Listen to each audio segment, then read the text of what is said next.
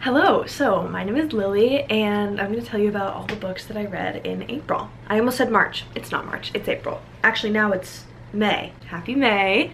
I read 8 books in April, my goodness, and it was a little rocky, and then it was good, and it was rocky, and you know, we're gonna talk about it, okay? I listened to 5 audiobooks and read 3 physical books, which is kind of what always happens. I think I've been reading 8 books a month, like every month this year, and that audiobook physical book split is pretty standard.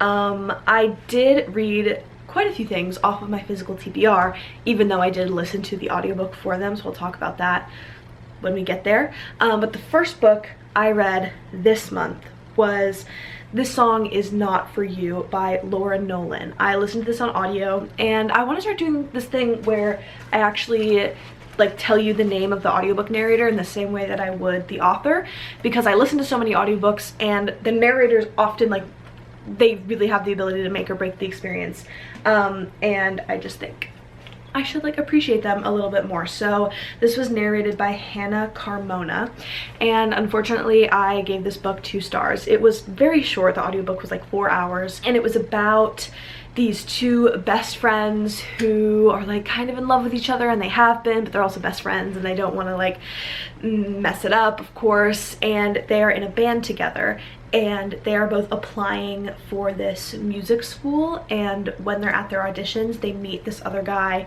and sort of bring him into the band and kind of realize that they are all in love with each other, or they could be, or their friendship and romantic relationships, like it doesn't have to be so separate, and that they can kind of all be with each other. And it was like cute, it was sweet, but it was really just kind of like blah and nothing, and there wasn't really much that was good, not in the way that it was bad, but that in the way that it was just like okay.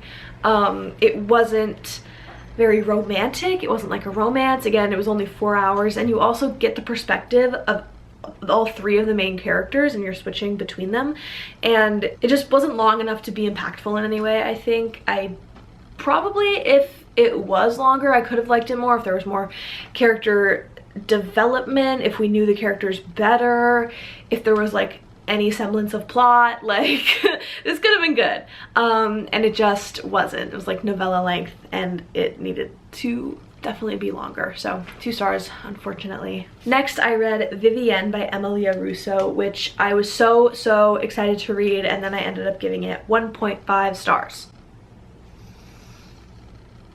I don't want to talk about it, okay? I bought this new release adult hardcover, full price $26.99. and then I hated it.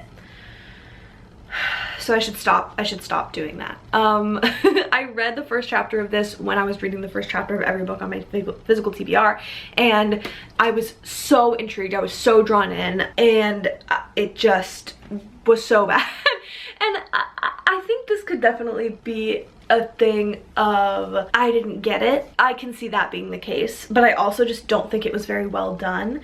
This is about, what is this about? A woman, an artist named Vivienne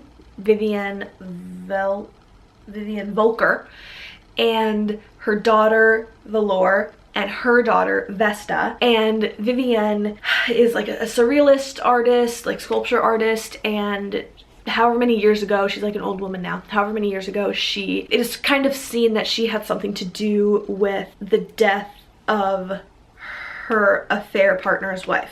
She was having an affair with this guy, I think his name was Hans, and his wife committed suicide, and it's kind of speculated that she didn't actually commit suicide, or that Vivienne kind of like influenced her decision to commit suicide, whatever. So there is this art show happening that is sort of bringing her back into the public eye. It's like an exhibit for surrealist women artists, and the first chapter is people being very upset like online about that, and so it's like social media posts kind of, and I really liked that structure.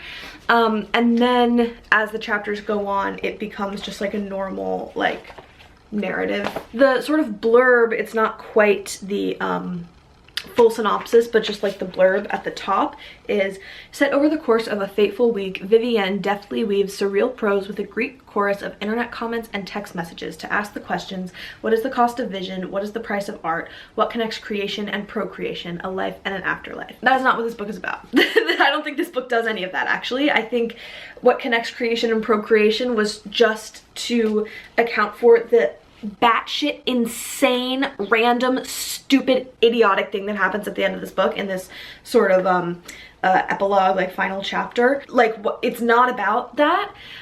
It's kind of about what connects a life and an afterlife, but it's so nonsensical. It doesn't actually, all of these things that it's saying it's about, it's just the vague sort of, not even musings, just like thoughts that are kind of passing through Vivienne's head. And she's old, and she's kind of like, she's old. And so it's like, sure, you can glean that she's talking about creation and her vision and life and an afterlife, but the book isn't saying anything about that. In my opinion, I could be wrong. Maybe I didn't get it, but I don't think it did a good job of what the synopsis implies that it set out to do. The writing was good and bad. The author's a poet, and you can tell. You can definitely tell, and I don't think in a good way. It didn't feel like she was writing a prose novel. It felt like she was writing poetry and just having that be the character's like internal monologue, and it just didn't work. You also get, I think I said this, you get the perspectives of Vivienne's daughter Valor and Valor's daughter Vesta, and that was kind of the most fun part of this book, is that they all have V names. The things that Vesta does and that Valor does, like, they barely have a bearing on the overall story. There's some, like, I'm not gonna like say it, like, is it a spoiler? Like, what even counts as a spoiler in a book like this? There are some moments that you're like, oh, okay, this is that. Like, Vesta and Vivienne have this matching coat. Vivienne has this like coat that she made, and she made Vesta a matching one, and Vesta's like 7, I think, or like 10. She's young. I also wanted to say that this book suffers egregiously from writing a young child character that does not speak or act like a child that age would. It was bad. It was rough.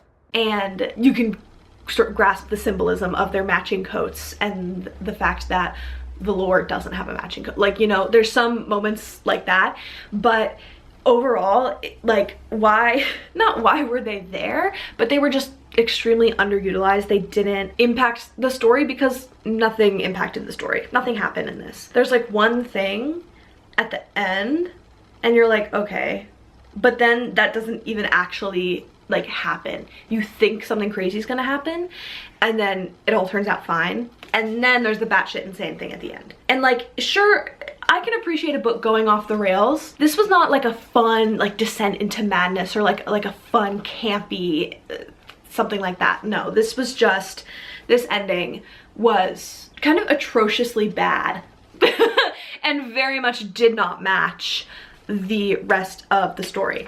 It's also not about the woman that Vivienne was said to have killed. The actual first sentence of the full synopsis is, did Vivienne Volker kill Wilma Lang? It's not about that.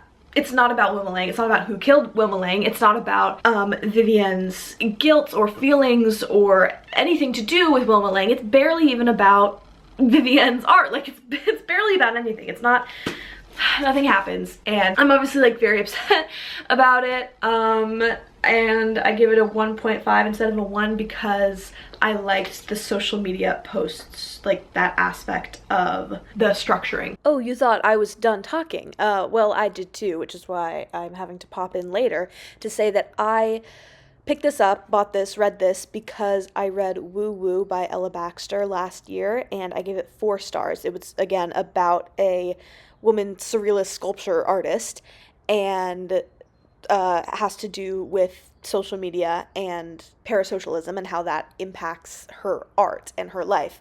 And it was close to being great. It was close to being 5 stars. And I thought that this could be that for me, could do what Woo Woo didn't.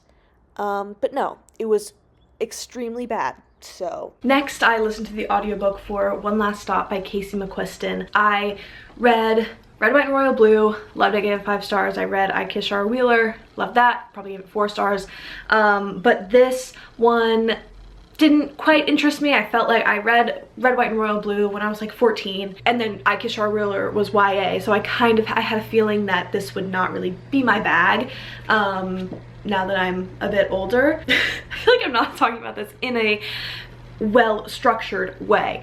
All of this to say, I wasn't going to read this until I found it for free, and then the audiobook was available, so I listened to it. I also read the first chapter of this when I was reading the first chapter of every book on my TBR, and it hooked me sort of more than I was expecting, so I finished it. This audiobook is narrated by Natalie Nodis. I think she did a great job. I end up giving, did I say this? I gave this 4 stars. You know what this is about. It's about Jane and August living in New York, and Jane is stuck in time on the Q train, and August is trying to figure out what she wants to do with her life and who she is, and also how to get Jane unstuck from time. And she has friends and roommates and a job with people she loves, and she sort of has to not repair the relationship with her mother but improve it a bit. As I was listening to it, when a plot point would happen, I wouldn't like the fact that that plot point happened. I'd be like, oh come on, like why did you make this choice for them to do this activity or for this specific thing to happen? But I liked reading it. I liked listening to it. I always wanted to like pick it up. It was weird. Like, I don't know how to describe that. I like Casey McQuiston's writing. I really liked August and the friend group. Overall, I really enjoy Casey McQuiston's like queer friend group dynamics. The way they write their friendship groups and people sort of like opening up and accepting love into their lives and the queerness of it. I think Casey McQuiston does a good job at that, and I like the way that they write those things. The magic in this, I love a little like magical realism, speculative, like sci-fi fantasy in the real world. This just felt a little silly, and not in a good way. It felt silly but not earnest in its silliness.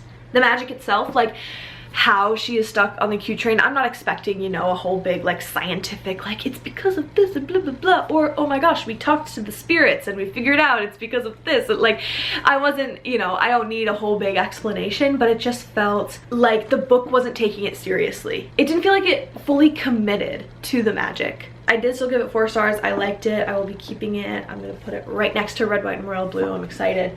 And then next, because I enjoyed Natalie Nodis' narration, I picked up Interesting Facts About Space by Emily Austin, because Natalie Nodis also narrates this audiobook, and this was one that I also owned physically beforehand. This is about a woman named Enid, and she's obsessed with space. She has an irrational fear of bald men, and she is obsessed with true crime podcasts. She's never been in a serious relationship. She is kind of a chronic casual dater, and whenever things, you know, get too real, she kind of dips. And this book starts with a woman who comes to her house and is like, "You're sleeping with my wife." And she's like, "Oh my god, what?" That's kind of the inciting incident. Throughout this book, her relationship with this woman named Polly kind of grows, and it's not a romance at all, but they kind of have like a romantic entanglement. And then Enid is also growing increasingly paranoid that someone is breaking into her apartment, and this fear of bald men that she has is really like encroaching, and it really negatively impacts her life. And you see her sort of like, this is how it feels like reading this book. Like, that's how she feels. She's tense, she's freaked out all the time. She's also dealing with trying to build a relationship with her half-sisters. Her dad didn't leave her mom. He was sort of never with her mom, and he went and started a new family, and he then passed away, and since then Enid is kind of trying to connect with her half-sisters, but she feels this like immense guilt because of the way her mom was left behind, and so she feels guilty trying to connect with his other family. And I really enjoyed this book. I gave it 4 stars. I didn't love it as much as everyone in this room will someday be dead, because I gave that 5 stars and this was a 4. Every time Enid's paranoia got kind of unbelievable in a way that you're like, really, like, come on, something would happen and it would prove her right. And I felt myself growing more paranoid the more I was listening to this book, and I was like, okay, nope, I get you 100%, 100%, yeah, you gotta, ooh, you gotta be careful. Throughout this book, she's also trying to not get over her fear of bald men, but yeah, kind of. It's like simultaneously she's like getting worse and things are getting worse, but then also she is slowly kind of unpacking and discovering some traumatic things that happened that she sort of blocked out from her past that are contributing to this paranoia, her OCD, and this irrational fear. This is really good.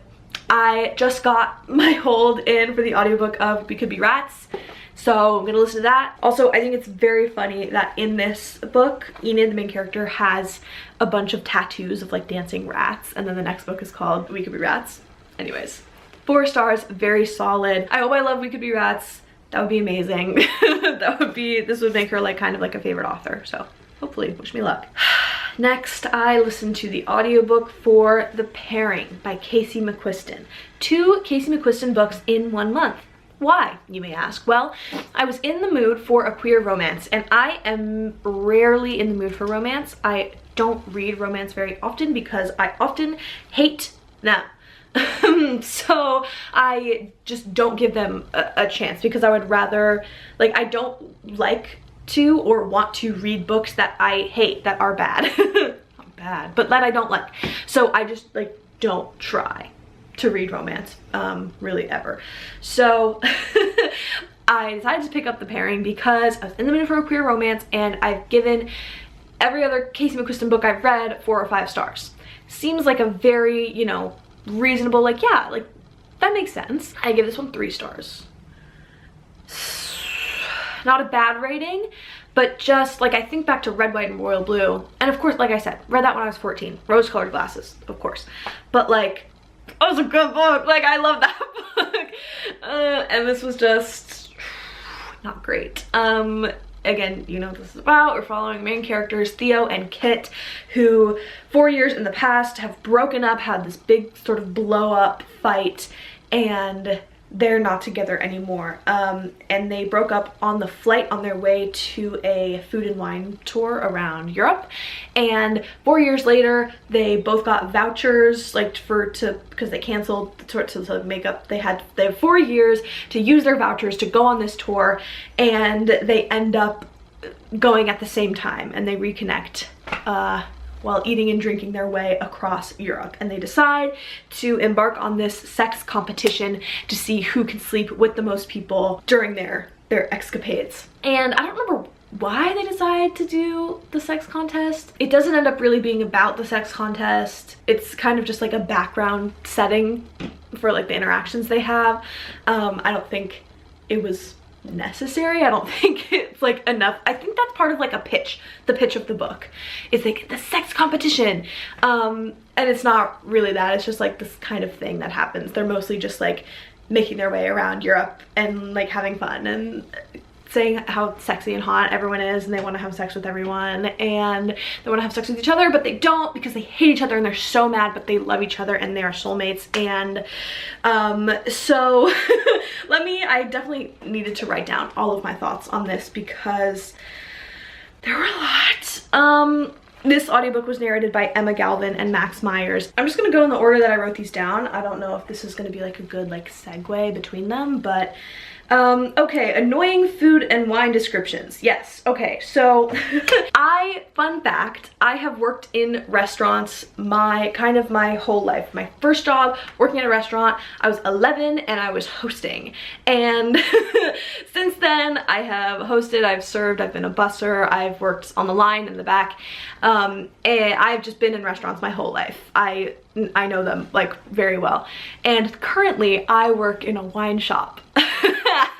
So this book just filled with food and wine descriptions. Theo is a sommelier, or they like have to take the final sommelier test, but like they work in a restaurant as the like wine consultant. Like they are in it, they know their stuff, it's what they're passionate about. And I was like, great, oh my gosh, this will be so fun.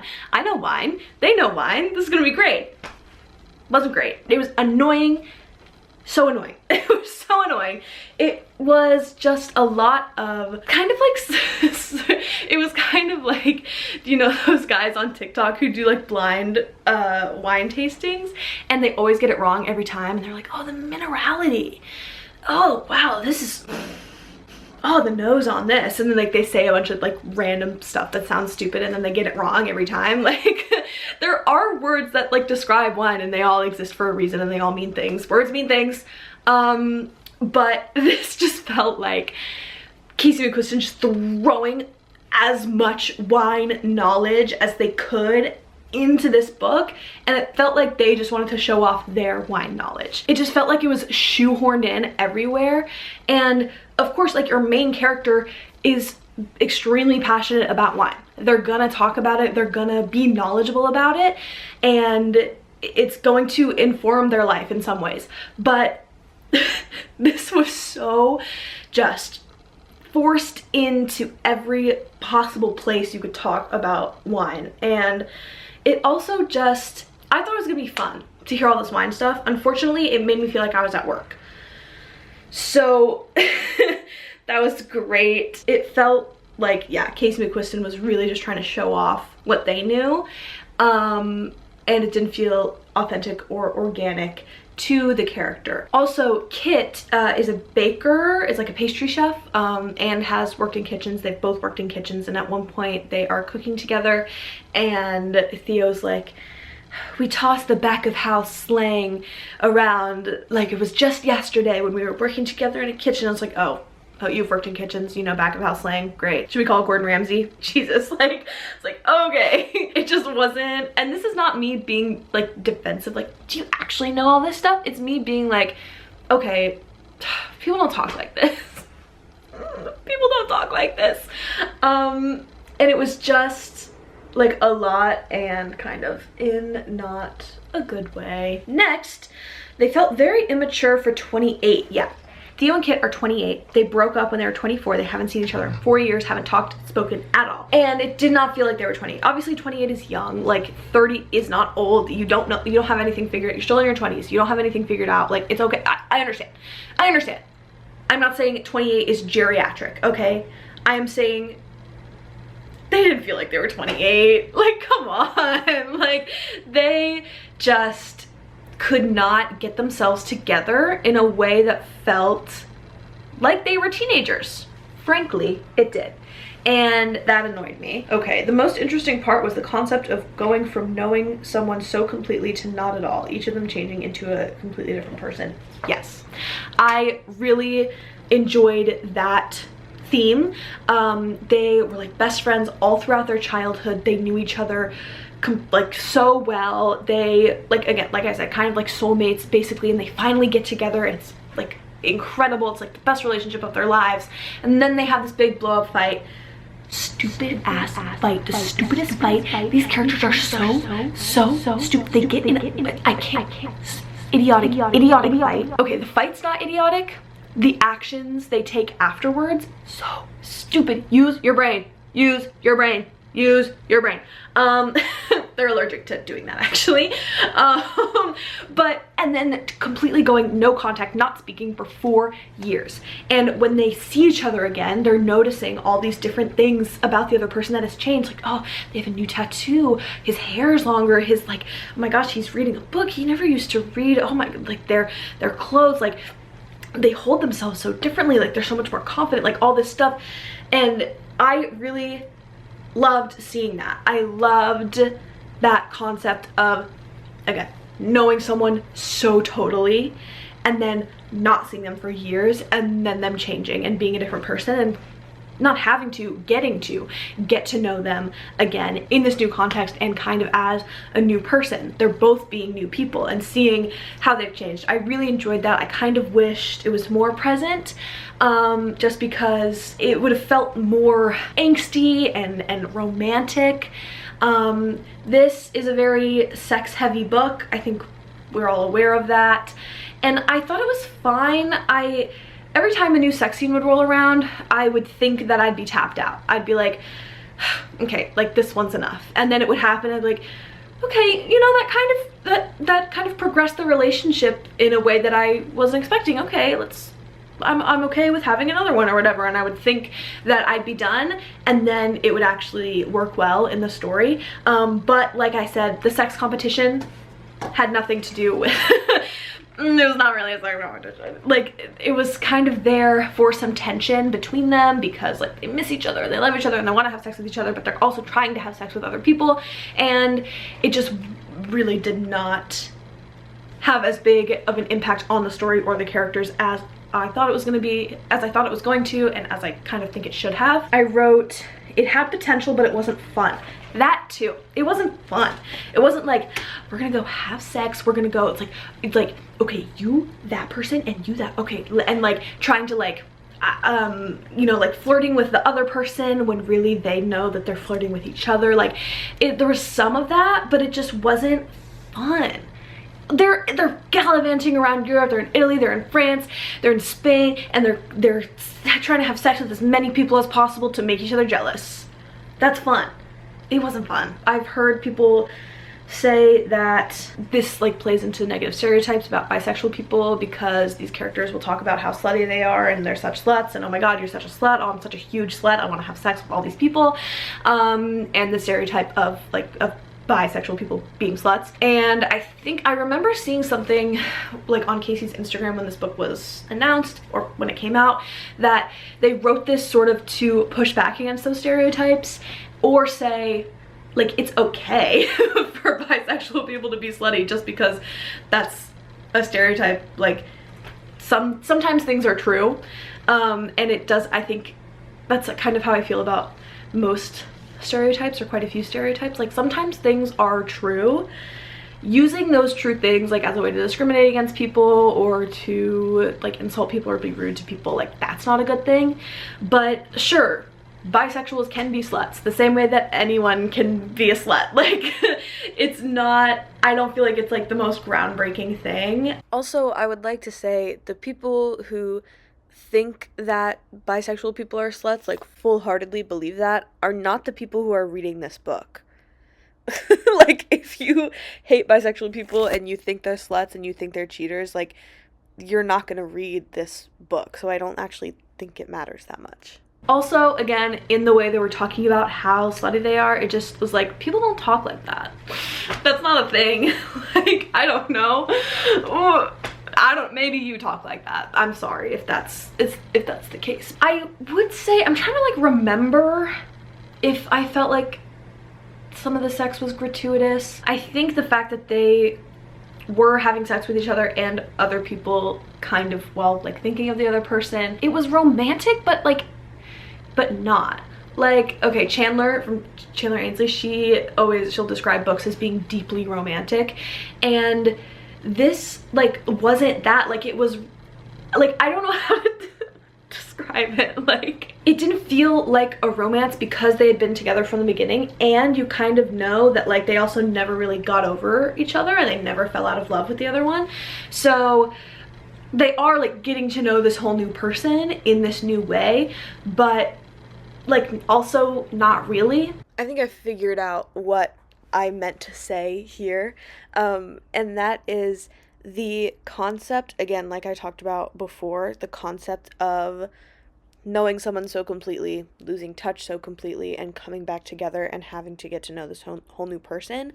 That idea is very romantic. This book, the way it was executed, not very romantic. It didn't have the romantic tension that I like in a romance. It just had a lot of sexual tension, which I tend to not care about as much. And then I also think there was no like friend group in this book. You kind of get Theo's family and sisters.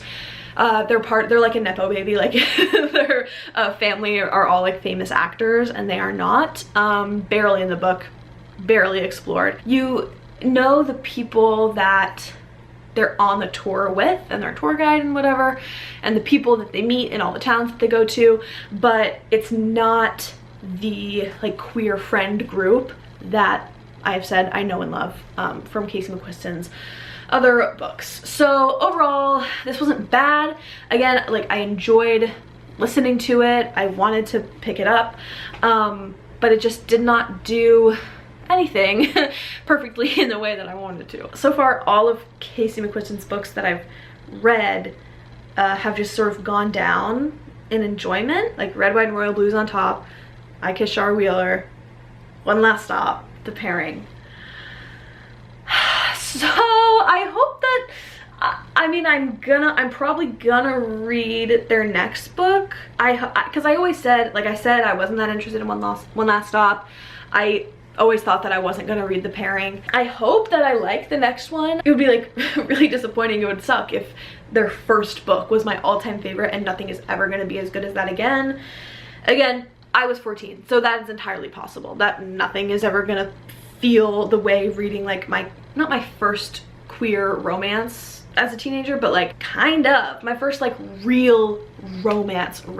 In a way, nothing is ever going to compare to Red, White, and Royal Blue, but I also want something to, you know, because I like Casey McQuiston's writing, and yeah, whatever, I don't know. I feel like I've been talking about this book for a million years and we still have like 3 to go. So, Jesus Christ. Okay, next I reread The Sunshine Court by Nora Sakavic, and then I read The Golden Raven by Nora Sakavic. These are the 4th and 5th books in the Foxhole Court All for the Game series. The first 3 follow Neil Jostin playing this fictional sport called Exy at Palmetto State University while on the run from his mafia boss father. These follow Gene Moreau, who is an Exy player on the Fox's rival team, and his journey as he transfers from Edgar Allan University to University of Southern California. And oh my god, I'm not going to talk that much about these because I have full spoiler reading reaction vlogs to them on my channel that I will link. Yeah. So this is really good. I gave them both 5 stars. There is never a world in which I'm not going to give books in this world 5 stars. It's just like not a thing. This one, The Golden Raven, I was kind of thinking like, is this a 4? Is this gonna be a 4? And then I finished it and I was like, who am I kidding? It's a 5. And no, it's not an objective 5 in any way. Of course not. But I'm giving it a 5 because what else, literally what else is there to do? So, love these more than I should. Again, read the first books in middle school, and here we are today, still trucking along, loving these. And last but not least, I listened to the audiobook of Tangleroot by Kalela Williams, and this is narrated by Maggie Thompson. I gave this 4.5 stars. I thought I was gonna give it a 5 during like basically the first few chapters even. I was like, oh my god, is this a 5? It wasn't. It's fine. It's okay. This is about a teenage girl named Noni whose mother is sort of a famous academic, specializing in telling the stories of freed slaves in specifically Virginia, because they are descendants from an enslaved man named Cuffy Fortune, and she is sort of committed to telling his story. And they move back to her mom's hometown in Magnolia, Virginia, fictional town of Magnolia, because she is being appointed the president, I think, of Stone Post College, and she is on a mission to rename it after Cuffy Fortune because she has evidence that Cuffy Fortune built the college for the intention of it being for Black people, and it was stolen out from under him and renamed by this like white senator. I think he's a senator. So that is why they are in Magnolia. And Noni, whose full name is Sophronia, incredible. And so they moved down there the summer after her senior year, and she's very upset. She just keeps thinking like, okay, I just have to make it through the summer, and then I'm gonna go to BU, go off to college, and it's gonna be amazing, it's gonna be great. I just have to get through this. Her mom like forces her to get a job. She sort of becomes obsessed with this young woman named Sophie Dearborn, who that is part of the family, the daughter of the family that used to live in the house that they have bought and now live in. And their the family's like burial sites are very close to the house, and she finds them and wants to learn more about her story. Sophie Dearborn's full name is Sophronia Dearborn, and she has the same birthday as Noni, and so she like feels a connection to her, and she is trying to figure out this history and also survive in this racist southern town. Overall, this was very, very good. This only has like 300 ratings on Goodreads, which is crazy to me because this came out last year. This is like a YA, it came out last year, and this is like, it's like genuinely just like objectively good. It's a very like good book, and I'm just very surprised that it doesn't have more ratings. And then also I have a vlog where I went book shopping for Independent Bookstore Day, and I was expecting to be able to find this at my like local indie that I go to all the time. No, especially because it's by a Virginia author about a Virginia town. I live in Virginia. No, why is it not there? Like, I was so sure. I was like, I like had a rule where I was only gonna buy books that I'd read. Didn't do that, spoiler. And I was like, okay, I'm definitely gonna be able to find this because I want to own it. No, not able to find it. Why? I don't know what else to say without spoiling it, because there's kind of a lot, but there's also, it's really a lot about what Noni discovers while she is in Magnolia, and so I don't want to like say too much. She ends up working at this restaurant, making friends, making enemies. There's this like rich white woman whose name I don't remember, and she is a direct descendant of this senator who is like this like the most like racist man ever. And she meets Noni and is kind of like trying to get to know her, and everyone kind of is wary of Radiance, her mom, and like doesn't like her, and they're like kind of not trying to turn Noni against her, but like, oh, I bet she wouldn't like that you were here talking to me, like all this stuff. Very manipulative. And you're just learning, you're following Noni as she's learning about her history, but also the history of Magnolia, like I said, Sophie Dearborn, the senator, and his sort of family line and how it all connects. It was really good. It was very interesting and intriguing, and I wanted to know what was happening. It's not really a mystery. When I read the synopsis on Libby, I sort of thought it was going to be supernatural or like speculative magical in some way, and it's not. And I was like kind of waiting for it, and then I realized that I wasn't disappointed that it wasn't magic. I was enjoying it just as much, and I was happy about that. What did I write down in my notes?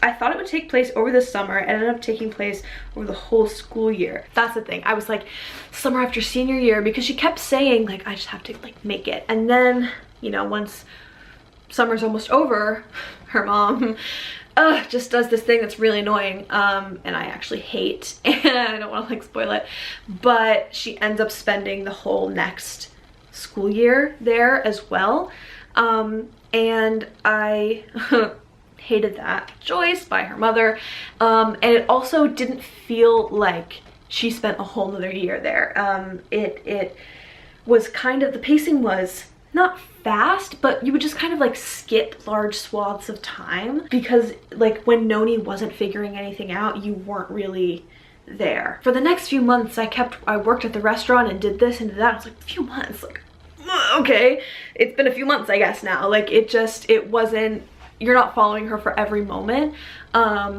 And so it doesn't feel like it takes place over as long of a period of time as it does. It also doesn't feel like it needed to take place over that long period of time. I feel like it all could have been done in this summer. And then again, this thing that I hate wouldn't have had to happen. Noni and her mother have kind of a strained relationship. She's mad at her for moving her down to Magnolia. She's mad at her for, I don't know, lots of things. Understandably, like justified. And by the end of the book, they kind of have this reconciliation, but it comes with Noni completely foregoing everything she wanted and sort of realizing that her mother was right the whole time. And I hated that. Noni is a what is it called when you sew? A seamstress? What is it called when you sew? Jesus Christ. She like makes dresses. She's really into theater. She did the costuming for a bunch of her high school's theater productions. She was offered like a summer internship that she had to turn down when they were moving to Virginia. She's really good at it, and she's passionate about it, and she loves it. And a lot of things that her mother does that she says, it's for the best, it's for your own good, blah, blah, blah. It forces her to sort of let go of this passion that she has. And by the end, when she is reconciling with her mother and she's like, I'm sorry, you were right, and her mom's like, no, I'm sorry, you were right, then we get an epilogue and she has completely stopped like sewing. We don't get anything about this like passion that she's had this whole book that has actually like contributed to like a major plot point of the book. She just has dropped it, and she's completely doing just exactly what her mother wants her to do.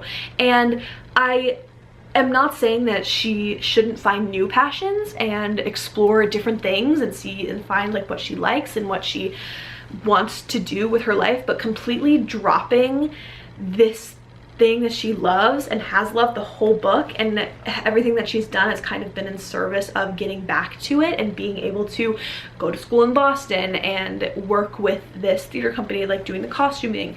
And she just completely drops all of her goals and aspirations to do what her mother wants. It was really disappointing to see that. She really didn't get any consequences for how poorly she treated Noni. It wasn't an abusive situation by any means, but she did not listen to her or respect her or believe in the fact that she believed in herself.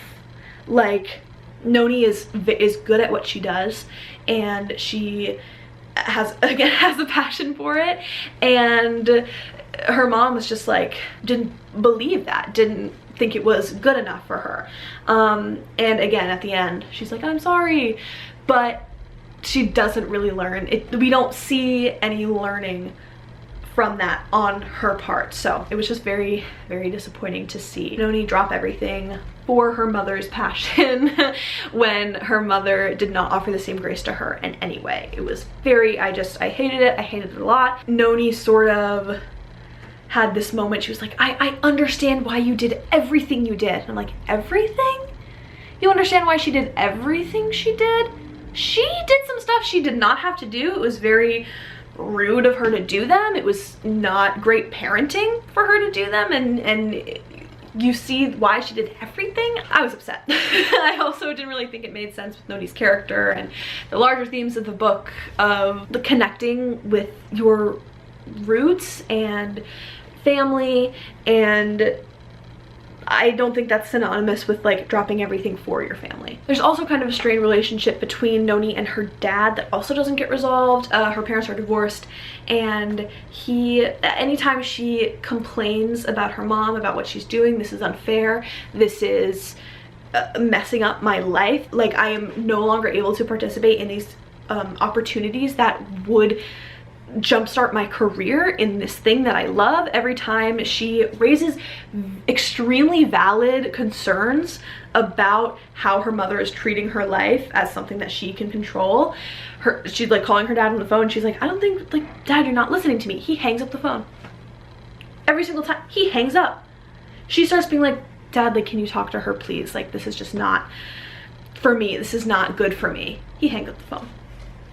Oh, don't piss me off, please. Oh my God, don't, like, oh, and that did not get any resolution whatsoever. It was actually really infuriating. And these parents, her parents, just do not get, they deserve some comeuppance, I will say, and they did not get any of that. So extremely frustrating. Also, surprisingly, I would recommend that you would check triggers for this book, because there's some things, like, are they twists, like, kind of, are they reveals, but that are very dark. So overall, again, this sounds like I hated it. I give 4 stars. It was a good book. It was just some of those, like, moments at the end kind of ruined it for me, unfortunately. Oh my god, and we're done. I feel like I've been here for a million years. Those are all the books that I read in April. In May, I've started I've started 2 things. I started the audiobook for Road 7 by Keith Rawson. I'm about like 75% of the way through, I think. And then Hairstyles of the Damned by Joe Menno, which I am 53 pages into. So I'll let you know how these go in next month's wrap up. And that's it. Thank you so much for watching, and I'll see you in the next video. Bye.